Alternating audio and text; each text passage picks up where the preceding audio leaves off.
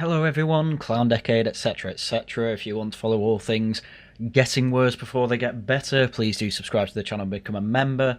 This video, I'm not really going to have graphics on the screen, so put this in the background while you do something productive, or completely unproductive like game. But I'm pretty much doing a monologue of where where politics in general is, but obviously I'm centre-right, so from a centre-right perspective. And things are looking fine and dandy for us, I do have to say. While the Tory party in the last kind of quarter of this year have managed to make a bit of recovery, I can hardly see it actually lasting. The reason that they are doing better at the moment is because, for some reason, the Tories are seen as better on the economy than Labour, and by reform, and reform not being tried and tested could come into this. But ultimately, they have a terrible history for that, and I think it's just more of a recency bias than anything else. I think it's quite easy for reform to keep making the point of, listen, we're actually largely in this mess because of the Tories. Labour have just pushed further what the Tories were doing anyway. They've now changed their minds simply because they're in opposition. People in reform have been saying it's all terrible from Tories and Labour for years. Now here's our economic plan, and I wouldn't be shocked if an awful lot of it is simplifying the tax system, supply side reform, getting rid of net zero, blah blah blah. Basically all the stuff I've been saying we should be doing for ages. This is why I'm in such a positive mood. I've been running this channel for 8 years, and reform are doing 90% of what I would want them to do. In fact, when it comes to Zia Yusuf of all people, I relate to him the most, where when he chuds out on Twitter, as he has been doing for the past few days over this ridiculous Egyptian debacle with the guy coming over, when literally everyone in government knew he was a wrong-un and was shown he was a wrong-un over and over again, Zia Yusuf chuds out, but he doesn't just chud out. He brings along detailed arguments, he brings along receipts, he points out, you knew this then, Robert Jenrick, what are you talking about? You were immigration minister when this was all going on, why did you do nothing in cabinet to stop this? Etc, etc, etc. It puts the Tories in a corner, and that's generally why they don't particularly like Zia Yusuf, because he's good at exposing them. And not only that, but he is happy to get up on stage at the Spectator Awards and basically tell everyone in that room he hates them. And it's basically been acting as Nigel Farage's attack dog for the good part of a year. There's been downs as well as ups, obviously. I wasn't particularly happy when he left Reform. Then again, he did come back 2 days later. And not all of his attacks have hit. However, he is the type of Twitter user who throws everything he can at the wall to see what sticks. Anyway, Reform in general. Obviously, there's been hiccups this year along with Rupert Lowe and Ben Habib, both leaving and doing off their own projects, but I think I will leave going into that for now because they have been hilarious. I've been quite happy with Richard Tice. He wasn't great when he was leader, to be honest. He was doing okay, keeping the boat rolling and what have you, but it's quite clear that Farage leading the ship has been leaps and bounds better than what Richard Tice can do. You need to put Richard Tice in where his expertise lie, which is business, somewhat of the energy sector, though you really do need a advisor with him on that point, because only the true OGs remember the the energy policy that was put out saying no new pylons. And he seems to have an absolute hatred for battery storage systems, which I know they catch fire, and I know when they catch fire they're pretty much impossible to put out, but ultimately you can say the same thing with nuclear power plants. Once they blow up it's quite hard to put them out, but that's why we add safety features.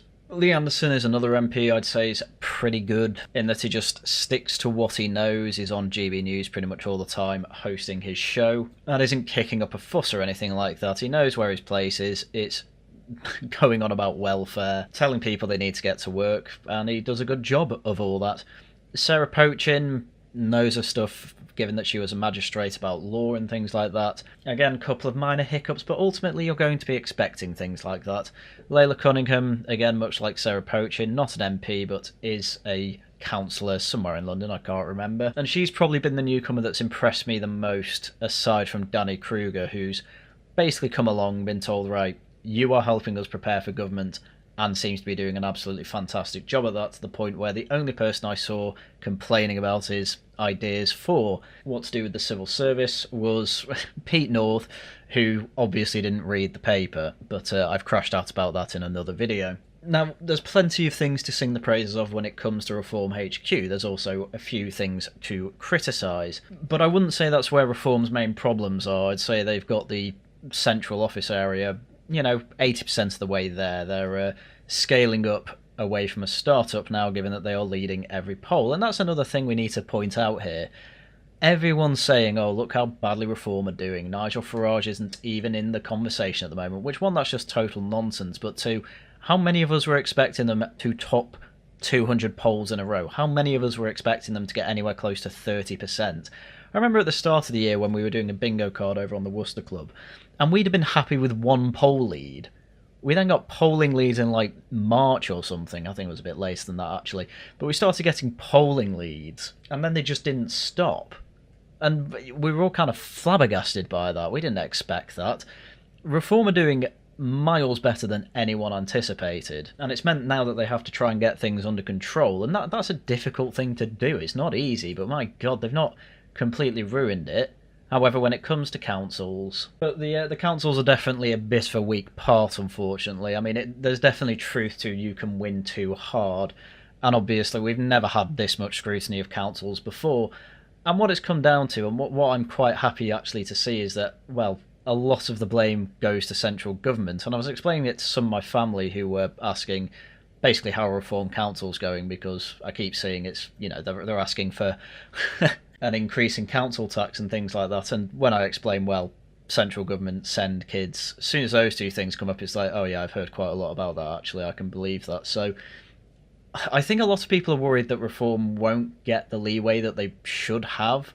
I think people are way more open to Reform. The normie kind of ex-Labour, ex-Tory voter are more open to Reform than we give credit for. People are so fed up, and people can see that the country is so broken. I reckon Reform is still going to do quite well in the next election, and maybe even do quite well in the May elections in Scotland and Wales, which, by the way, I can guarantee is ramping up as we speak. We definitely need leaders in both of these places, but I think selecting that perfect leader is taking a bit of time. But again, I trust the process. And on top of that, there's probably going to be a better plan for local government and the Senedd compared to what we got with councils, because obviously there was a lot of hope that Doge would be quite impactful. It's unfortunately not been quite as impactful, again because an awful lot of the issues stem from obligations from Westminster, which basically means Reform's one and only real plan has to involve taking Westminster via general election and be ready to deal with any opposition that they have and tell the civil service what to do. Luckily, they're clearly planning for that, which is not what Labour did. And I will also say, when it comes to campaigning for Reform, especially in Wales, I have seen a marked improvement compared to what it was a year ago. It's actually quite incredible how you can turn things that look like they're not doing very well around, and I think that can also be applied to the national level. I would like to point that out. That is, of course, if you have the power to do so. Councils have various powers, but none of them are particularly good. With the contacts that I have, they basically all hate it, unfortunately, because the power they have is limited, and with that limited power you still have civil servants who are pretty much Sir Humphreys saying, yes, councillor, we can do that, and then they don't do it.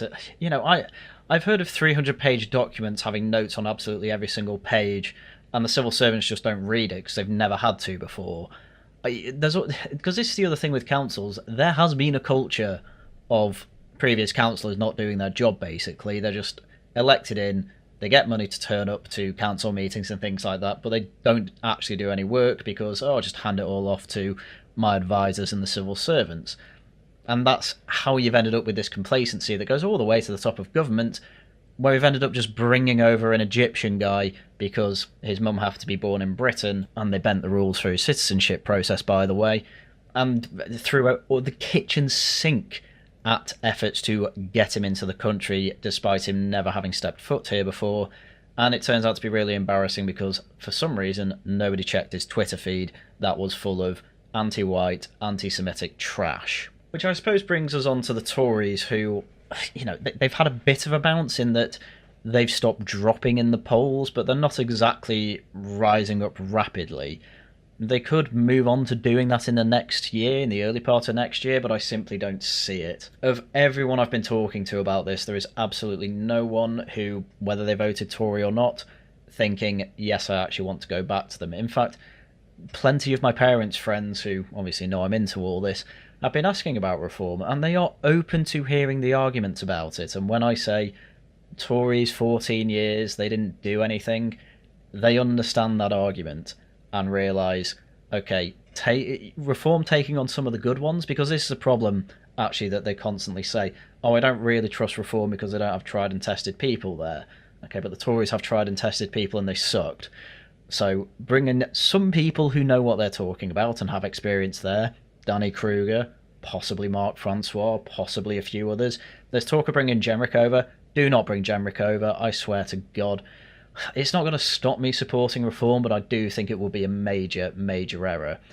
I can't see it happening. I think they're just teasing it, but I think other people from the Tory MP benches are going to be coming over to reform. And the reason the Tories are doing quite well is because everyone's been talking about the economy for 2 straight months, because the budget has been one of the worst leaked budgets ever. It's also just been a total disaster. There was a complete and utter misleading statements being consistently made by the Treasury and by Rachel Reeves, even to their own cabinet. We'll get into that a bit later. And what's effectively happened is over the year, nobody's really cared what the Tories have to say. Now what's happened is people still don't really care what the Tories have to say, but at least they're better than Labour, and I just don't feel like making that jump to reform yet.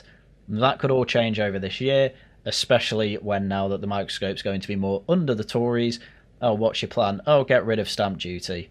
Oh, how are you going to pay for that? That seems to be the main crux of a lot of these arguments. And I think it's why Nigel Farage has said, we're not even going to cut any taxes until we've got the deficit and accounts under control for public spending. Perfectly reasonable, does make sense, and in fact it's the Tories acting like an outsider party when it comes to this, and it's probably going to get them a few questions that they won't have the answer to, which has happened to reform over the year, and it's why they've finally come out and said, we can't touch taxes, we get that now. Which is fair enough. I wish it was otherwise, but ultimately we're dealing with a reality that is not ideal. But I do have to say, when it comes to the Tories, there is very much a habit of an awful lot of establishment types or alt media types who are quite clearly involved heavily with the establishment. I'm talking about Maya Tusi here, say, who have basically made it their entire persona almost to say, oh, look, reform aren't serious, they're just not serious, I'm a Tommy Robinson fan, Tories are coming back, this is embarrassing for Farage, God, I hate Zia Yusuf, did you know he's Muslim, blah blah blah. And you see this a lot on GB News and Talk TV as well. In fact, just the other day, Robert Jenrick was on Alex Armstrong on GB News, and Alex gave him quite an easy ride. That is becoming quite commonplace when it comes to certainly those two channels, and I'm even seeing it from alt media types on Twitter, just trying to deflect blame away from the Tories, despite the fact that we know for a fact Rishi Sunak knew that this Allah was a wrong un. Jenrick was immigration minister, overseeing the immigration system when it was frankly at its worst, and did basically nothing to try and improve the damn thing, and now he's saying relatively based things. Well, again, this is cover for his absolute inaction when he was in government. Don't forget the Afghan scandal as well, that happened this year, and that seems to have been memory hold. To me, in a time when migration, legal and illegal, are both being largely complained about, and you're having to bring over Afghanistanis in secret, and not only that, it turns out that quite a few of them are raping girls, that to me should make him persona non grata, but he's constantly, still to this day, brought out as the based one in the Tories by alt media types, by GB News types, who obviously employ a lot of Tories, and somehow people are falling for it. No, not reform, don't need reform. Robert Jenrick, yeah, he's the one to save us. Now, to be fair, I know a few people who are on the Jenrick train who have quite firmly got off it now, and they're now trying to say, oh, Katie Lamb's the next one. She's just as bad. Okay, she wasn't minister, but she was a spad to Boris Johnson and Suella Braverman, both of whom, again, oversaw some of the worst immigration policy that we have seen in this country. And then she goes on to Peston, has a chat with Zach Polanski and Peston, and concedes absolutely every point. She conceded, oh, well, we've had massive immigration since 1066. One, that isn't true. Two, that happened after an invasion. And she just conceded it. So while Katie Lamb is clearly getting backing from Tory establishment types and by online Tories as well, I've not really heard an awful lot from her in the past 2 months, to be honest, and Jenrick seems to be rearing his head again. That seems to be post-conference season, where that recording came out of him saying he didn't see a white face in Handsworth in Birmingham, which, given the timing of when that came out and when that was leaked to The Guardian, I wouldn't be shocked if Jenrick actually wanted that to take attention away from Kemi Badenoch. There's basically a civil war still going on in the Tories, and what I find so funny about that is you've basically got a faction saying, no, we need to be more sensible types, the Kemi Badenoch, James Cleverly side. We need to be more sensible, be a bit bullish on immigration, but ultimately focus on the economy. Not a bad idea, probably their best chance, to be honest. And then you've got the Jenrick side, who basically just want to be reform light, while having the worst immigration record in British history. And it does just come down to, why haven't you defected then? And I think Robert Jenrick has been firmly told, no, you are not defecting, we don't want you, which I think is why he's doubling down on trying to become leader of the Tory party, which, by the way, I don't think is going to happen. I think if Kemi Badenoch, even though it looks like she's not being kicked out in May at this point, I think she still will be, and I think she's likely to be replaced by James Cleverly, because I think people underestimate how popular he is in the party, and to be honest, the people who would vote Jenrick, a lot of them have already come over to reform, so I don't know what you expect there. So I suppose my prediction for the Tories is, actually, they're just going to try and be the we're sensible on the economy camp. Please trust us on immigration as well, though, but obviously not mention that as much. Because ultimately, again, with this whole Egyptian guy, which I'm afraid a lot of my monologue is going to bring this up, because it's one of the stupidest things I've seen in my life. And the Afghan scandal as well. You had a bit of an apology from people, but ultimately these people were proud and happy, and we have evidence of this, to have these schemes and scandals go on. They were happy to hide these facts from you, and at the same time talk out the other side of their mouth about how much they want to stop things like that, and how, actually, it's government's corrupt, don't you know? Yeah, we know, we watched you for 14 years, Tories. And I've absolutely no reason to think that they would actually change their mind on that, because, as I say, when these scandals come out, they try and pass the buck. Before the scandals came out, they were defending it heartily. Alicia Kearns, the human rights lawyer, who I think she's the Shadow National Security Secretary or something like that. She's high up in the Shadow Cabinet anyway. All she basically said about the Egyptian guy, was, all he has to do is apologise and be coherent with British values. What would Paddington think? And ultimately, this is still the core of the Uniparty. This is what they believe in. And as much as Jenrick tries to say otherwise, if he was serious about it, he'd either go independent or join Reform. I don't think he's allowed to join Reform, and he's not going independent, basically because he has too much of a social life in the Tory party and still has aspirations to be the leader, despite the fact that I think if he does, I think he will kill the Tory party. I'm actually hoping he wins the Tory leadership election, because I think Cleverly will do much better than him. No doubt about it. I suppose I should clarify what I mean by kill the Tory party. I think that's going to be impossible. I think it'll be a lot like the Lib Dems, where basically it's between Tories and Lib Dems where they take semi-rural seats.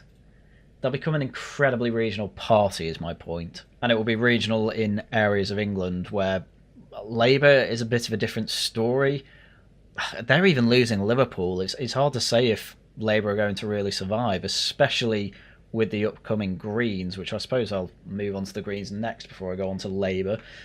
The Greens, I think, are, well, they're in a weird spot. They are rising at the moment, that's certainly true. You could even see them ending up as in second place quite consistently in polls, but that's quite hard to say at the moment. They're a very, very English party yet again. They don't really have a massive presence in Scotland or Wales, and they are very much popular in left-wing student towns, Bristol, Bournemouth, and a couple of others around the country. If they're popular anywhere in Scotland and Wales, again, it's like Aberystwyth or Edinburgh, where there are big lefty unis. I think the problem is, at the moment for them, is Zach Polanski. He's just a bit of a weirdo. He's a bit too much of an actor, if you know what I mean. He seems too fake, and I think people are going to catch on to that eventually. It also doesn't help that he's going over to Calais and helping people cross the channel, but obviously people who vote Greens don't believe in borders. Well, the young people don't, but they also have a bit of a boomer cohort that are slightly less mad than that, and that is probably what you're going to lose and they'll probably end up going Lib Dems or something like that, or they just won't vote. So while he will secure uni towns, they will lose their councils in more middle-class areas. That, hell, they lost a council seat to the Tories in South Manchester. Like, we're in a weird political time, there's no doubt about that. And that's all because this South Manchester ward happens to be a place with a hell of a lot more of this boomer cohort than the student cohort. That's just the be-all and end-all of it. So they're probably not actually going to... They'll gain council seats, but they'll lose some. Overall, there'll probably be a net gain. But as things stand now, I can't even see them getting into double digits when it comes to general election seats in Parliament. They're certainly not going to win by-elections, unless an MP for Sheffield Hallam dies or something. And obviously, as the Greens get bigger and bigger, they'll get more and more scrutiny, and people will see more and more that, oh, Zach Polanski's basically the next Corbyn, that needs to be stopped, because people just don't want Corbynism. They don't. They want their public money to be spent properly, but that doesn't mean making the internet free. Also, the breast expansion thing I don't think is going away either, and that clearly bothers him, as well as the teeth thing. So this is another thing. He's quite thin-skinned, Zach Polanski. You can see that quite clearly. You're not going to hack it with that. They do a leadership election every 2 years. In 2 years, I think he will be replaced. I do mean that. I think he's actually going to peak with the Greens next year, and they'll start falling off, because Zach Polanski is good with a big megaphone, but that only gets you so far, and people will get bored of it, and they'll want the next person who shouts even louder. You are literally seeing this with Corbyn and Sultana, by the way, which, you know, I just need 2 minutes on that. That died a death, which is quite unfortunate, because it means the left-wing vote isn't splitting as much as we'd hoped, but there we go. Corbyn and Sultana are just mental, both of them. Sultana more so than Corbyn, and in the long term, it's probably good that they have fallen at the first hurdle and are going absolutely nowhere. Right, moving on, Lib Dems. They're just the pro-Europe, anti-Trump, anti-Farage party. That's pretty much all they do. Ed Davey doesn't really do anything serious at all. Doesn't have serious policies, obviously. His main attraction is, I have fun with hobby horses, have fun on water slides, and basically make the boomers who vote for me feel good about themselves. That's pretty much it. I can't see that changing majorly over the next year, but they are, ironically, despite the Uniparty being the Uniparty, the Lib Dems are the perfect encapsulation of establishment politics. Because while they are saying some things like, oh, Sen's getting a bit ridiculous, to be fair, and Ed Davey has a disabled son, by the way, so he's actually got an interest in keeping Sen the way it is, but it shows how far Max Temperism has got into mainstream political discourse.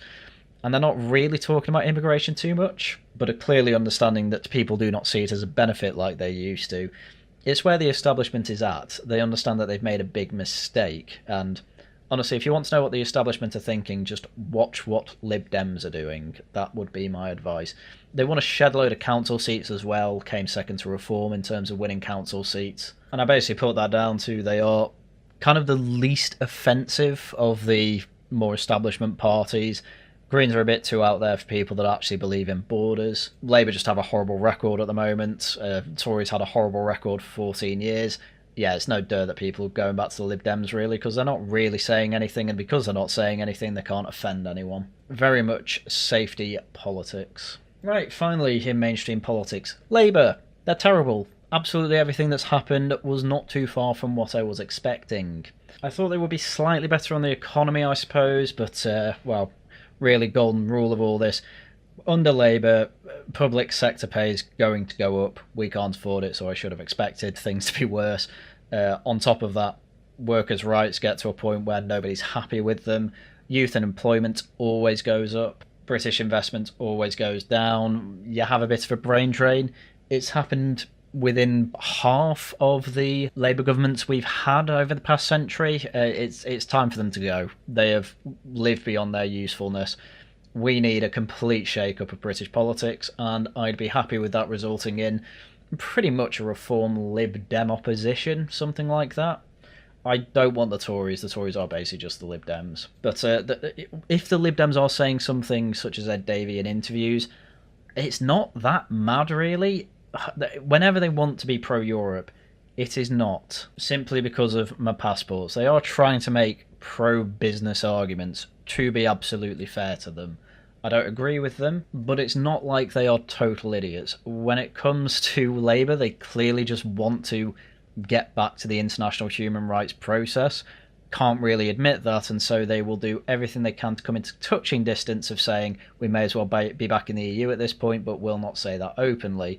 And obviously Brexiteers are pointing all that out, but Brexit is pretty much in the past at this point, and I think even the Lib Dems aren't going to bother saying next year, oh, we should just be back in the EU. I think that would be a bit of a mistake on their part anyway, because you just reopen a fight that you lost. Okay, there's less old people these days, but there's an awful lot of Remainers who have, I think when push comes to shove and when it comes to the vote, they'd say, no, stay as it was because this is what we voted for, and trying to overturn it for the almost decade that has gone on since then simply isn't enough. I also think you'd end up like Barbara from wherever it was in that interview. Oh, are you ready for another election? Oh, not another one. I don't really hear many people bringing up Brexit, and when they do, and I tell them, okay, here's the actual economic reality, it basically didn't make a difference, here's the Guardian saying that, they shut up pretty quickly about it. All Europe ever really was to Parliament was an excuse for them to say we can't actually change the way the process works because we're in Europe. We've now been out of Europe for, well, over 5 years, and they are still basically saying, well, we can't change the process. This isn't true. Parliament is sovereign again. This is the point of reform. And I've not seen any evidence that Labour is going to change their ways at all. In fact, once again, much like the Tories, it's simply a case of we will say the base thing, we will not do anything based. I mean, people were trying to say, oh, Shabam Mahmood, she'll be the one to bring everything back to normal, and she's done slightly more than Yvette Cooper was doing, but what are the results we're getting so far? Okay, she's only been in there for 2 months, but even then, don't seem to be doing anything about this Allah from Egypt, are we? Oh, well, he's a citizen, don't you know?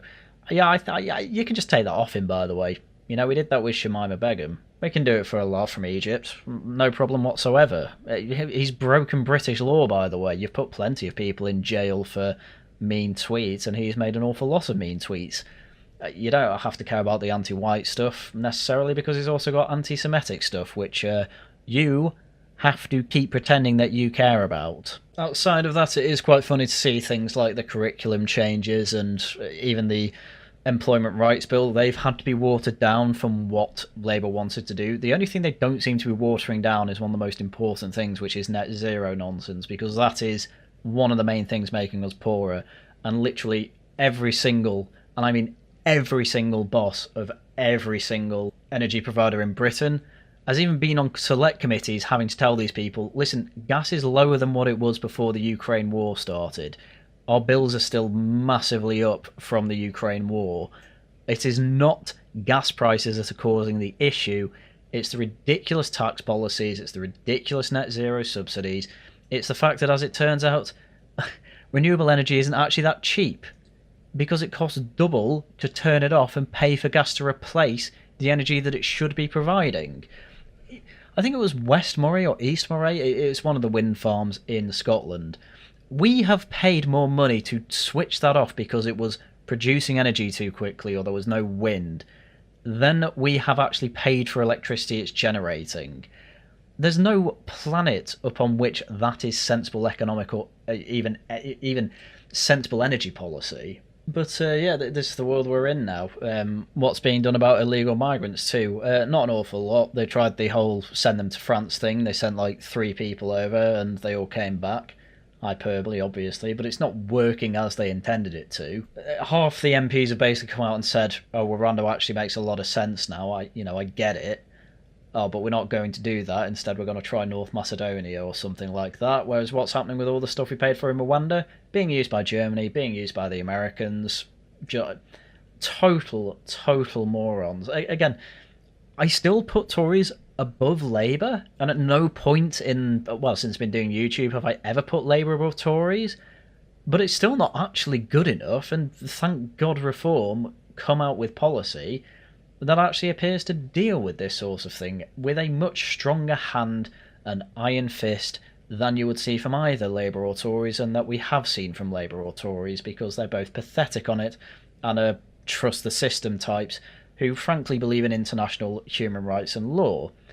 Which, apparently, if we believe in that, we have to give away the Chagos Islands with some money. Again, there's been so many mental things happening under this Labour government. I'm probably not even going to go through the exhaustive list of it, but I just keep remembering crazy things that have happened this year. And again, Chagos Islands. Scandals like this, by the way, I say, Labour have done this. They're all started by Tories. The Egyptian guy, Tories gave him citizenship. Oh, he got it automatically. No, that's not true. He was born in 1981. He had to specifically apply for it, and as you apply for it, you have to give fingerprints and a photo at an immigration centre or whatever it is. And he didn't do that because he couldn't do that because he's never been here, and on top of that, he was in jail in Egypt. So the Home Office will have skirted around that and bent the rules. That is just as bad as Labour bringing him over here, because the Tories were working to do that too. They met up with the Egyptian Prime Minister, counterpart, whatever he is, president, don't care, and they were given information about why he was in jail, and it was stuff that would have broken our Malicious Communications Act. Hell, it's stuff that even I think should not let people get away with this sort of thing. Exterminate white people, kill cops, burn down Downing Street. You're obviously going to jail for that. Even as a pretty fundamentalist free speech warrior, there's limits to these sorts of things, and directly during a riot saying burn down Downing Street and exterminate white people, yeah, sorry, that even breaks John Stuart Mill's rule. So again, don't let the Tories get away with that. Illegal migrant stuff? Oh, Tories were trying the Rwanda thing. Alright, fair enough. Problem is that I don't want to dob in who this was said to me by, but it was said to me by a minister, not personally, it was during a speech, that effectively, the Rwanda policy they had to make Rwanda a safe country, within that legislation, there's a whole section that basically explains how you can be exempt from this. It basically gives you a list of things you can say to not be deported to Rwanda, making the whole thing pointless. And this minister reckons that Rishi Sunak called an early election because that was about to be passed through, and it was basically too embarrassing for the Tories to have that pass through, and then all these headlines come out and say, oh, by the way, you can just avoid being deported to Rwanda if you say you've, got ADHD or something. Because ultimately, you need to completely dismantle the Blairite human rights state. That includes leaving the ECHR, rescinding the Human Rights Act, getting rid of the Equality Act, all of these absolutely moronic pieces of legislation. Guess who's promising to do that? Reform. Hence, I'm such a reform simp. Before I move on to alternative media and alternative parties, I suppose I'll call them, I'll have a quick go at the mainstream media. The Telegraph and Times have had a marked improvement, I will say. The Times is still a bit reporting things that don't really matter. Oh, did you know Farage said this stuff at school? Yeah, who cares? But the Telegraph has had a marked improvement on things they want to say. I'm still a big fan of The Spectator as well, despite Michael Gove being the editor of it, but even his podcast is basically him every episode saying, yeah, I basically got everything in government wrong, and he appears not to have any ambition to get back into mainstream politics, though he is definitely pulling strings behind the scenes of the Tory party, trying to get Jenrick or Lamb or something into a position of power, i.e. as leader. As mentioned before, GB News and Talk TV are going a little easy on the Tories, but they're also going relatively easy on reform as well. This is largely because a lot of people in both of these productions, these studios, whatever, they are basically reliant on Tories and reform existing to up their careers, but some of them will have ambitions to be within both of these things. Obviously not Charlie Downs, but we'll get on to him. There's Labour activists who go on to GB News and Talk too. I'm quite happy to have these people brought on to effectively be bullied by the presenter and whatever right-wing guests they have on. Barry Gardner versus Ian Yusuf is usually quite entertaining. But both these studios and broadcasters are basically just reforms policy platform announcers, along with obviously a bit of apology for the Tories. It's probably about the best you're going to get. I mean, I'm obviously never going to expect literal reform TV being put onto the national broadcast, because obviously that would probably break Ofcom rules, which again, reform need to deal with when they're in power. When it comes to The Guardian, they're basically bunker mode with their leftism. I mean, honestly, it's almost got boring laughing at The Guardian, because they just don't want to comment on reform. They don't want to comment on the Tories, really. They just want to pretend like none of it's happening, almost.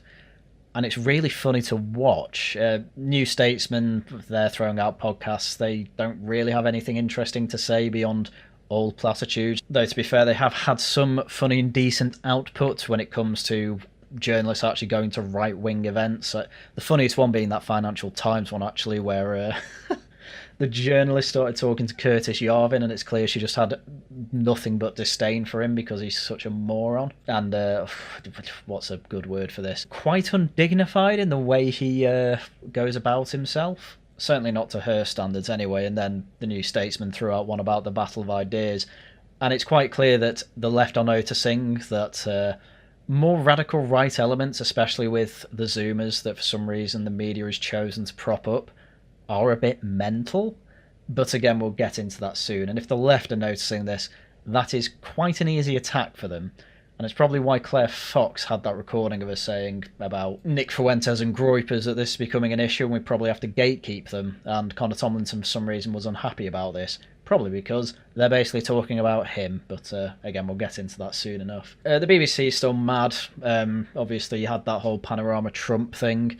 That's ended up with Tim Davies leaving, and what are a lot of left-wingers saying? Well, I can't believe that there's a right-wing coup going on right now.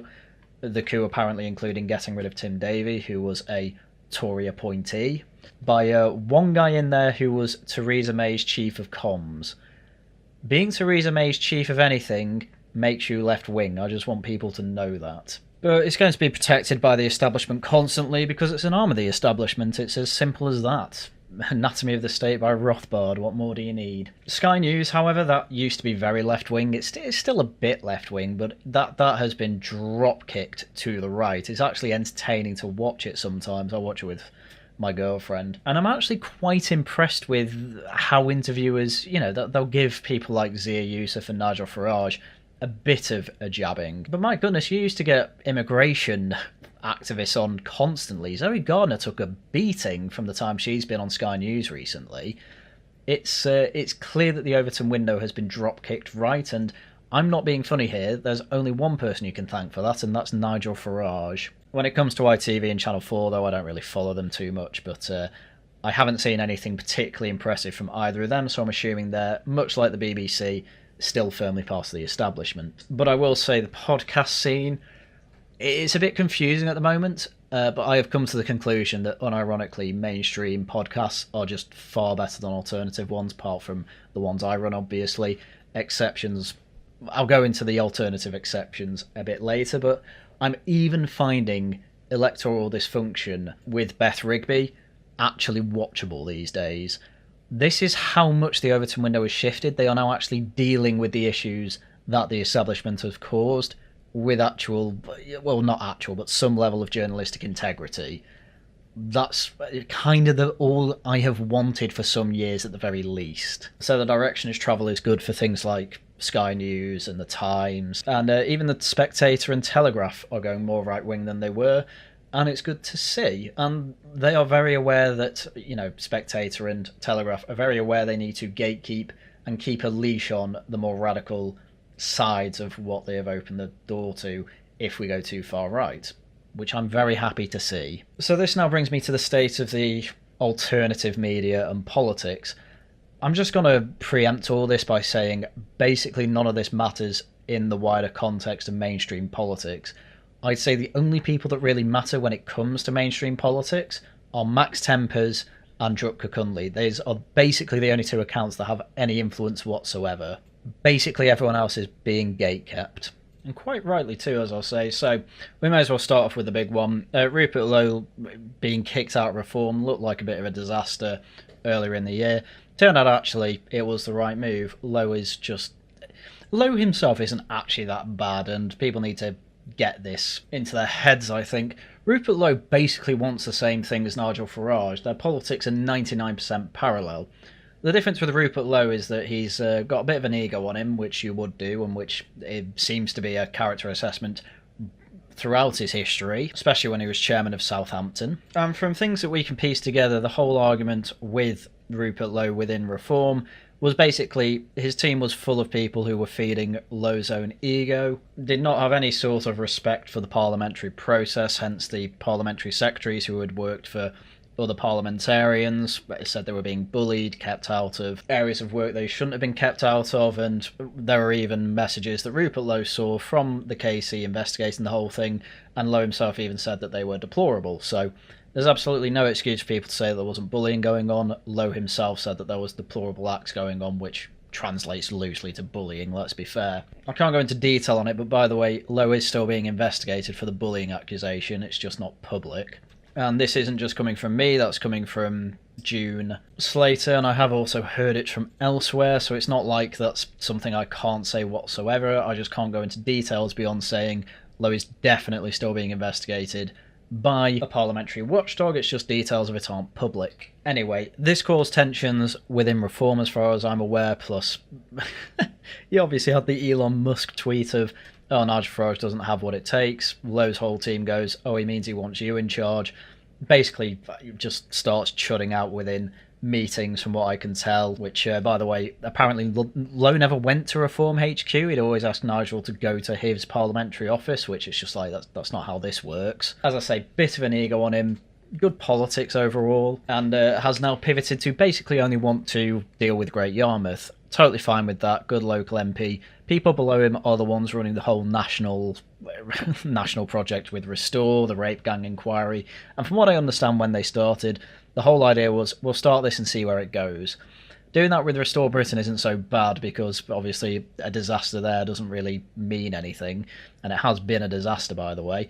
You then move on to the rape gang inquiry, and that disaster, as I've gone through before, has ended up with re-traumatising victims of grooming gangs. It's basically why you're not hearing anything about it, by the way. The whole rape gang inquiry is basically being run by Sammy Woodhouse. She is alone in doing that, and they just don't want to talk about it. Last we've heard, they're going to start live streaming some of the tribunals next year, but ultimately I don't even think that's going to happen. I think they're just quietly trying to kill the whole project now. And if it does happen, I'm going to keep an eye on it, because there are plenty of accounts who were involved with the Rupert Lowe rape gang inquiry who have many, many criticisms of it, and they just get blocked by people involved in it, because ultimately it's an underfunded and amateurish attempt to do what the government should be doing. It may well be well-intentioned, but, you know, the road to hell is paved with good intentions, and unfortunately, this is hell for some of the people involved, or who were involved, and have been blocked after making complaints.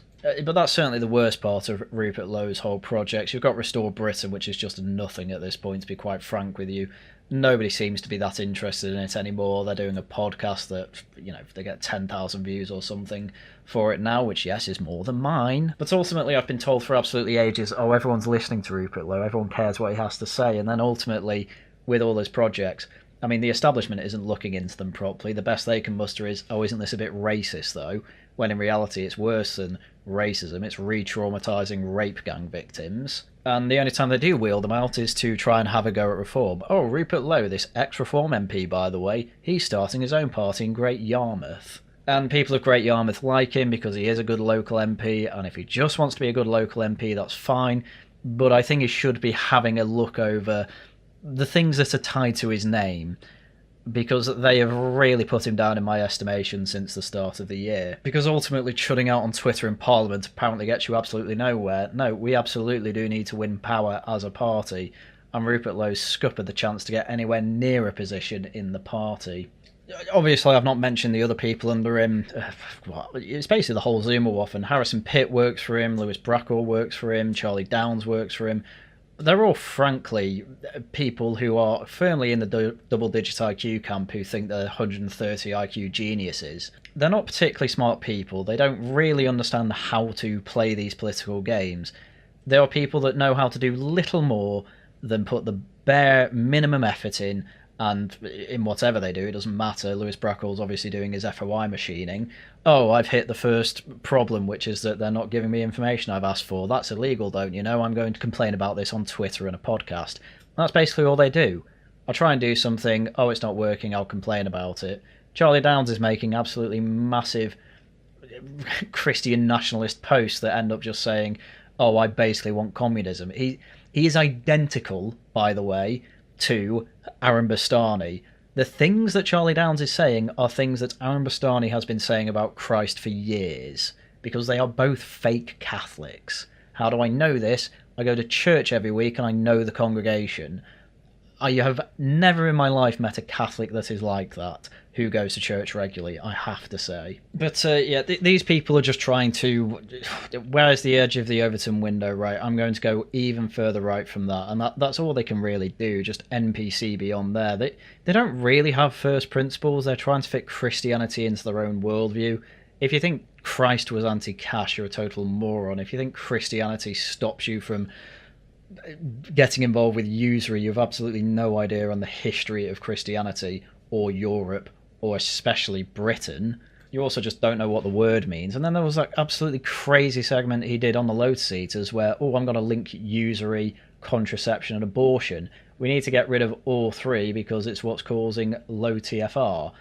You're going to have to explain Poland then, because they do not have abortion laws like us. And Muslim states, guess what? They absolutely ban usury, and they're being one-shotted by TFR2. The simple fact of the matter is that as soon as you start making a rather large middle class, you start getting a bit of a feminist problem. And that does not necessarily mean you have mass abortion and contraception, by the way. Women just do not want as many kids because, believe it or not, a lot of them get quite worried about what happens to their body, which, to be honest with you, makes quite a bit of sense. It's quite weird for me to think about having another body growing inside me, and then there's obviously the horror stories of giving birth. It's obviously painful, and there's opportunity cost to it as well. There's all these reasons outside of usury, contraception and all that as to why fertility rate goes down, and it's happening absolutely everywhere. It's not just a Western secular thing. Anyway, I'm not turning this into a have a go at Charlie Downs, but obviously these people also are quite involved in the New Culture Forum, and it's very, very unfortunate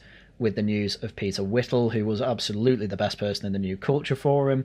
The older people on that I do tend to like too, but they have absolutely opened the door to the Zoomer waffle, and I think it's been a great mistake. And I think without Peter Whittle, there will not be as much of a leash on these people, and I think it's going to kill the whole thing, because they'll get themselves into scandals as they're doing more and more live streaming and getting them involved with events. It's going to be quite obvious that these are people that we should have, or that the New Culture Forum should have gatekept. And it's why I'm happy they're gatekept out of Reform, as I went through my Christmas Eve video. So my predictions for these people, they'll probably just carry on as they are, really. I don't think they'll say anything so insane as to have the whole media establishment come down on them and get them banned from GB News. I know Connor Tomlinson doesn't appear on them as much. He appears on Talk quite a few times, but I think they'll just keep doing what they're doing absolutely nothing useful, and whinge on Twitter and on occasion on TV, and that'll be it. They're not particularly interesting people, and I think what's going to get them kicked off these things is them being too uninteresting, and for producers to finally realise that, rather than because they say anything too egregious, because they are quite safe edgy in reality. And ultimately, they are just communists, by the way.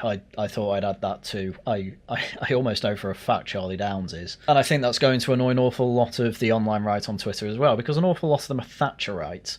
Is ethno-nationalism might be quite welcome to quite a few people, but ultimately there's absolutely no point in that if you're just going to destroy the country anyway with your economic policy. Anyway, moving on to the online right. As I said before, Max Tempers, great person to follow, along with stakeholder consultant, Drupka Cunley. I'd say he peaked more in the spring and summer of this year. I didn't really see too much of him after that, though memes he's posting is still being picked up by mainstream right-wing sources such as Specky and all that. And I think there will be continued success with this area of the online right, because these aren't controversial people at all, really, and on top of that, they do good work. They're detail-orientated, they're conscientious, they make solid gold-plated arguments that the best you're getting from, say, Motability and the disabled who rely on PIP and Motability is just, here's a load of lies, I have to pay for it. Yeah, but it's so subsidised you're basically not paying for it. I need this car for my disabled daughter. Why are you driving around in it if you're a millionaire, though? Things like that. As I say, ironclad arguments, and it is exactly what I would want to see from the online right, where there are subjects not being discussed by the mainstream as much or not being researched as much that the online right is absolutely nailing. Again, another example of this recently has been the whole Egyptian Allah guy saying he wants to exterminate Whitey. That's pretty much largely come from the online right on Twitter, posting it absolutely everywhere. The smart ones just point out everything is anti-white and anti-Semitic stuff. Okay, the mainstream picked up on the anti-Semitism stuff and not really on the anti-white stuff. take your wins where you can get them. We just want this guy deported. Idiots on the online right, Steve Laws types, Zuma historian types, are like, oh, why are they only complaining about the Jewish bit? Why aren't they complaining about the anti-white? Yeah, I do agree that's a problem, but can we just get this win first? Which I suppose brings me on to that side of things. Homeland went pretty much exactly as I expected it to. They got a bit of... They were nearly getting into the mainstream, being investigated by the Times and all that. They had that French philosopher, whose name escapes me, I can't remember his name. But they had him coming along too. It looked to a lot of people like they could have got somewhere. I knew it would just absolutely fail on it, fall flat on its face, basically. How do I know this? It happens every time, without fail. I'm not even joking when I say this. I've seen it happen so often. It's just incredible. They start growing, they get it's like any account, really. They start growing, they get a few thousand followers and paid up members and things like that. They have a couple of good meetings, rallies, conferences, whatever. They fill a room with 100 people or so, and they get big for their boots and say, this is going to be absolutely massive, without realising that it's actually quite hard to scale up from 100 people to over 200,000 people like Reform have. And so they double down on absolutely everything, and everyone starts thinking that they're absolutely mad. This time around, it collapsed quicker than I expected because, as it turns out, Kenny Smith is a total moron who, for some reason, didn't realise that his followers were very anti-degenerate, and he put a degenerate in charge of Northern Ireland, and then that instantly just made the whole thing collapse. There were other things going on behind the scenes. Kenny basically understood, because he goes out and meets real people, that they were going too hard with the whole racism angle. That's basically what he realised. He'll never say that out loud, but that is basically what happened, because saying, oh, we're being a bit too racist is just not good enough for these chuds. And it started all to collapse from there. Pete North even joined them without realising they're anti-Semitic, and now he's like, oh, ethnats care too much about anti-Semitism. And it's like, how little have you paid attention? That's been true forever, pretty much. But anyway, long story short on this, that made a whole embarrassing open infight over at Homeland, and they've all just scuttled away. They don't really have a central figure anymore. They have Steve Laws, but he's not doing very well in his interviews, quite frankly. People who like chudding out like it, that's pretty much it. But Steve Laws has done really badly, and you can tell, because even Carl Benjamin of the Low Seas is having to say, listen, he did quite badly there. Like, that's the undertone of the video he made yesterday about the interview. And he's friends with Andrew Gold because, well, frankly, you actually have to watch the Lotus Eaters to realise that they have a massive anti-Semitic and ethnat audience, and nobody really watches them. Because, I mean, I don't want to go too into Lotus Eaters at the moment, but from what I can tell, everyone in the Lotus Eaters is a fan of Steve Laws, except for Stelios, as far as I can tell. I mean, even in that video, Carl was saying, I've met Steve Laws, and I don't see that much wrong with him. I don't think he's a bad person. I'm afraid I think he's a bad person. I think you are a bad person for wanting to rip people out of a place they call home to throw them elsewhere. Because it's a point that Enoch Powell always made. A lot of immigrants, even second generation, do not consider Britain home, and would be quite happy to go back, but what's keeping an awful lot of them here at this point in 2025 is the fact we have massive benefit taps that keep them here. That's especially true with, I believe, the worst ones are Somalis and Bangladeshis. But a big problem we actually have with especially the ethno-nationalist right is that they don't really like this idea of just turn the benefits tap off and then pay them to be removed, because frankly a lot of them are quite sick, to be honest, and they basically want them forcibly removed. They want to see them punished for this. I do mean this, because if they wanted them to go, they'd get right on board with getting rid of the benefits. But they don't like that. And as I say, it's because they do want to see these people physically punished. You know, they really like America's whole ICE campaign, where it's like, look at them, they're dragging people out the streets and throwing them into Alligator Alcatraz. And I think if you did that in Britain, you'd see basically a collapse in polling overnight. We are not America, and we prefer to do things with a bit of a lighter touch. Or at least if we're not using a light touch, you don't want it all over the media in the world and to be seen as basically barbarians. Because I have absolutely no issue with, you know, similar ICE raids being done on places where, say, there's a load of illegals who are running a drug farm or something, funding illegal ethnic drug gangs. I don't have an issue with that. The problem is, and this is the problem with ICE, is that, you know, they're raiding places of work that are actually not necessarily legitimate businesses, but they are businesses that are not making illicit things such as drugs. And they're finding a few people there who are working there illegally. Fine, grab them, get them out of here. And it's quite popular with the right in America because they do like that sort of thing. Even Steve Laws understands that this is not the way British people want it to be done. When he was in that Andrew Gold interview, he said to Andrew Gold, "You're being deported. The way it'd be done is that you get a letter and a certain amount of time to get your affairs in order and leave. Then you will be forcibly removed." Even Steve Laws understands that if you're doing deportations here, they have to be done basically with a bit of a light touch. It's one of those iron fist, velvet glove type situations. That's how immigration is going to have to be dealt with here. And it's generally how Reform are doing it.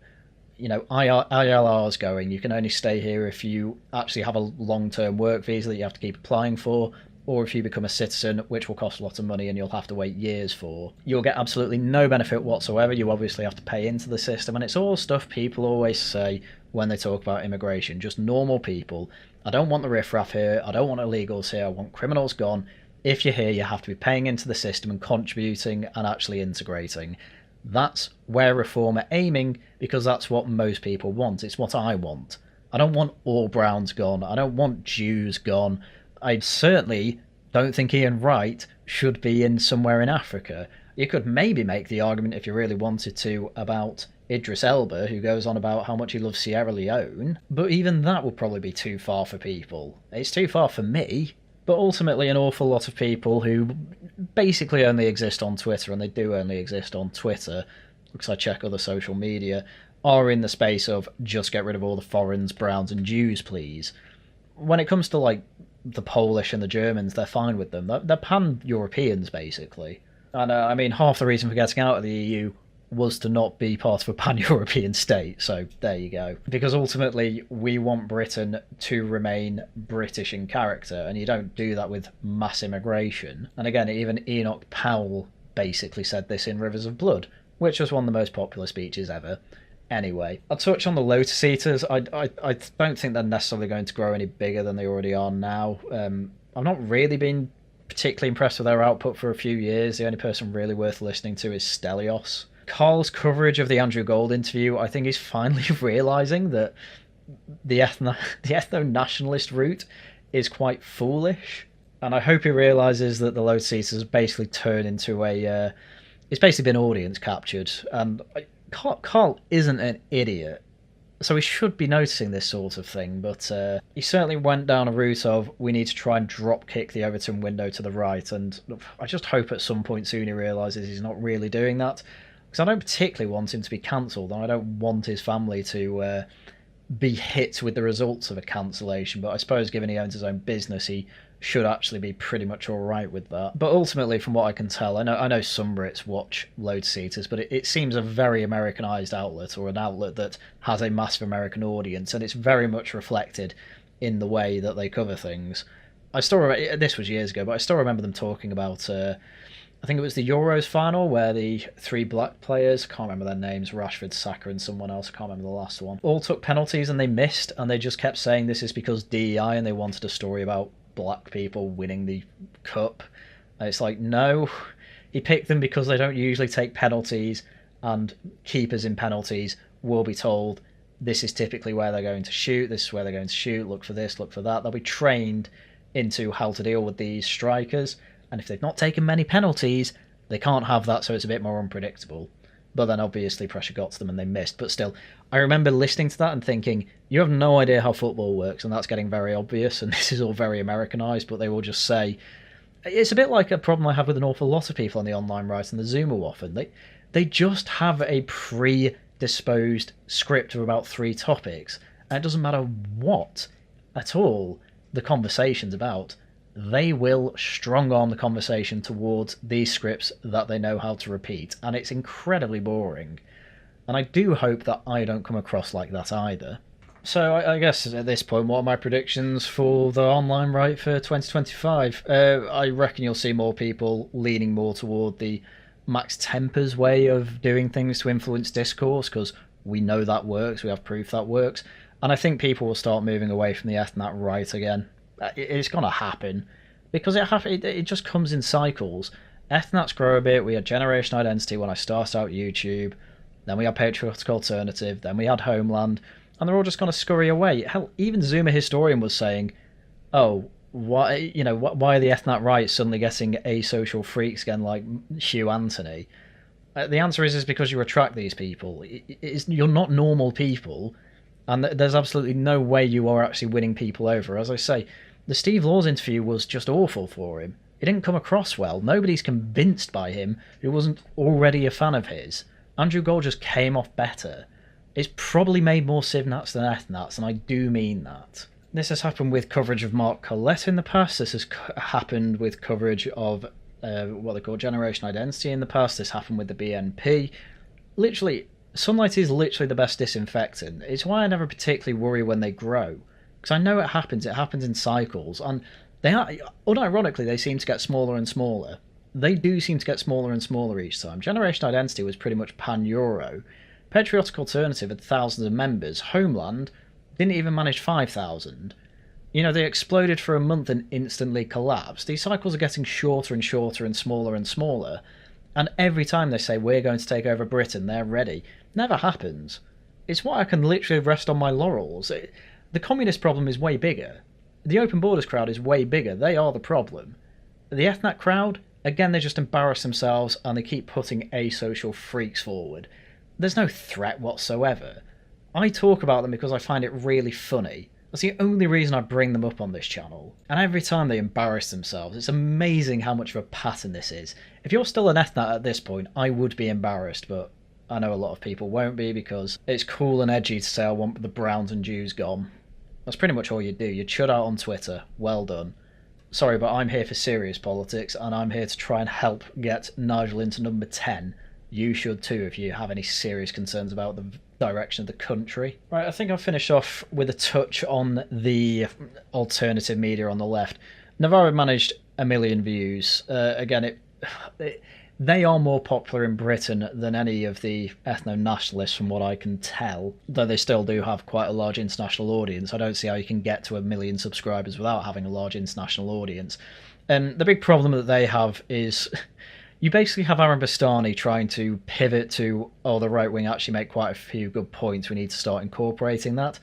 And then he ruins it all by basically doing a Charlie Downs and saying, actually, Christianity and right-wing positions are just communism. I think one of the big ones was free breakfast clubs for kids when they go to school. This is actually a really based on right-wing policy, because what it means is that mums can go to work earlier and therefore you have a more efficient economy. To which right-wingers just said, no, you idiot, we want a family unit to be stable and not have women working because they feel like they have to. On top of that, it's not even true. The government threw out a primer for, this is what people are now doing instead of feeding their kids in the morning. I get an extra hour in bed. I can have a coffee with my friends in the morning now. Basically none of them said, I work more. They all said they have more free time. And, sorry, taxpayer money should not be going toward that, obviously. I mean, I think 2026 is going to be the year where horseshoe theory makes a massive, massive return again. Both sides are going to come out with statistics on ethnicities that say we're winning, lads. Both sides are going to basically come about with some type of Christian communism amalgamation that's basically hated by everyone. The Christian revival is going to be killed by this, by the way. You're going to see a rise in militant atheism again, which I don't really blame them for. Just let people be Christian because they want to find God, not because it's based on right-wing or based on communist. In fact, if you start bringing politics into your religion, it starts to kill it.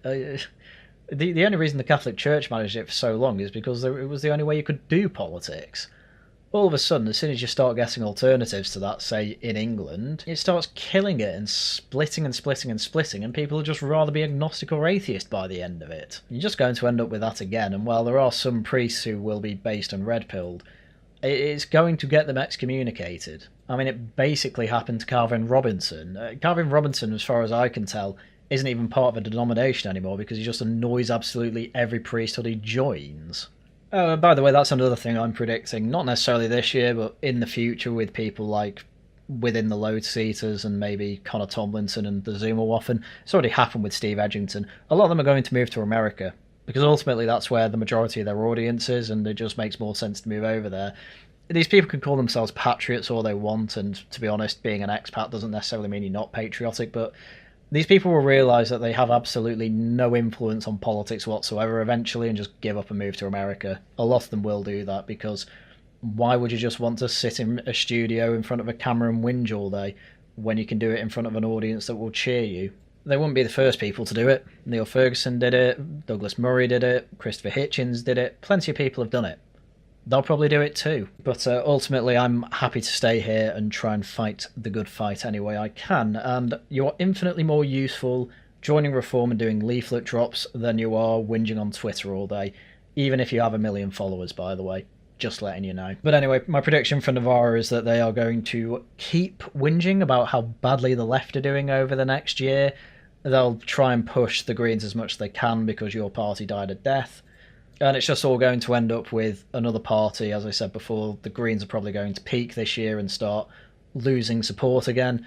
And they'll have to start pivoting to maybe the right wing have a point that we need to incorporate in our worldview, which they won't be able to do because they're communists. And I think with that is pretty much the state of play going into 2026. It's a very, very good year to be centre-right. It's a very, very good year to want to change to immigration. It's a very, very good year basically to start trying to weave your way into jobs in the Reform Party, because they will remain the biggest party, I predict.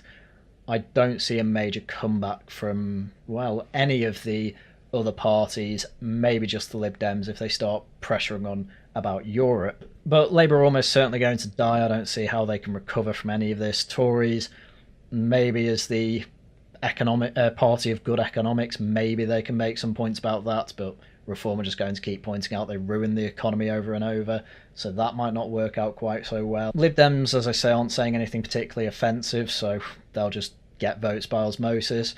Greens are just going to go way too far left to be, well, to whet anyone's appetite apart from the 10 to 15% of students who'd vote for them. I didn't even mention Advance. Advance are just going to embarrass themselves, as they have done consistently so far, because they still have to get over the fact that they are largely an ethno-nationalist party that can't admit it because that's the only way you go right of Reform, but they're being led by a man from Pakistan. On top of that, as I've been through before, their live stream when they announced that they were officially a party ended up with the first person starting to try and go on about the Talmud and how Jews are a bit of a problem. But they are trying to deal with that, I think, as best they can, but this is the problem when you say, this is a free speech party, we won't stop anyone from joining no matter their views. You end up attracting the crazies, so they're going to die. But anyway, I think with that, that's where we are today, and I only see good in the future. It's still going to be a tough battle. I think Reform are going to do very well in the locals. Will they win the Senedd? Maybe not, maybe it'll be a close second, but that is incredibly good considering where we were a year ago. It's also very hard to win a majority in the Senedd, given that it's proportional representation. I believe it's the same in Scotland, but everyone's pretty much expecting the SNP to win that one. This is how bad Labour are. The SNP have made a comeback, and they have basically killed their support in Wales, and it's all going to Plaid Cymru, even though they have been open about working with Labour and being part of the Uniparty. But there you go.